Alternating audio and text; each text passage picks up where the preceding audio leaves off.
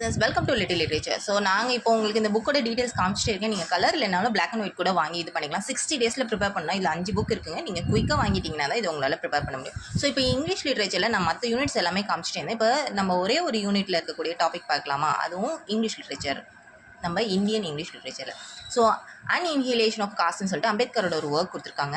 ஆக்சுவலாக இந்த ஒர்க் என்ன, இதோட டீட்டெயிலே நீங்கள் தனியாக படிக்கணும். ஸோ ரொம்ப டீட்டெயிலாக நான் கொடுத்துருக்கேன். எப்படிங்கிறது நீங்களே பாருங்கள். அவரோட ஸ்பெஷல் டைட்டில் என்ன, அவர் என்னென்னவா இருந்தார், அவர் என்னென்ன அவார்ட்ஸ் எல்லாம் வின் பண்ணியிருக்கிறாரு, அவருக்கு பாரத ரத்னா கூட கொடுத்துருக்காங்க. ஆக்சுவலாக இப்போ நம்ம கொடுத்துருக்க ஸ்பீச்சுக்கு காரணம் என்னென்னா, லாகூரில் இருக்கக்கூடிய ஜெட்பட் தோடக் அப்படிங்கிறவங்க என்ன பண்ணுறாங்கனாக்கா ஒரு மீட்டிங் ஏற்பாடு பண்ணுறாங்க, காஸ்ட் சிஸ்டம் இன் இந்தியா அப்படின்னு சொல்லிட்டு. அதில் ஸ்பீச் கொடுக்குறது நம்ம அம்பேத்கர் கூப்பிட்றாங்க.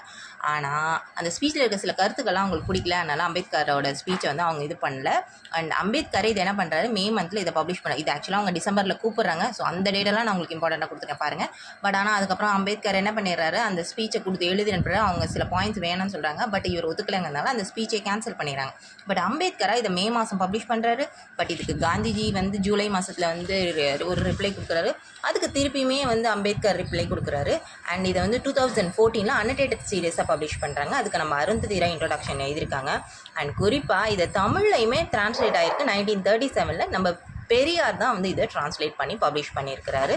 அண்ட் எதுலனா குடியரசு அப்படிங்கிற மேகசினில் பப்ளிஷ் பண்ணியிருக்காரு. ஸோ இந்த அளவுக்கு டீட்டெயிலாக இருக்கும் என்னோடய நோட்ஸ் எல்லாமே. உங்களுக்கு வேணும்னா வாங்கிக்கோங்க. அப்படி இல்லைனா இந்த ஃப்ரண்ட் பேஜில் இருக்க டீட்டெயில்ஸில் கிட்டத்தட்ட இந்த டீட்டெயில் வரைக்குமே உங்களுக்கு ஷார்ட் நோட்ஸ்லேயும் அவைலபிளாக இருக்குது. நீங்கள் ஷார்ட் நோட்ஸ் கூட வாங்கி பயன்படுத்திக்கலாம். All the very best.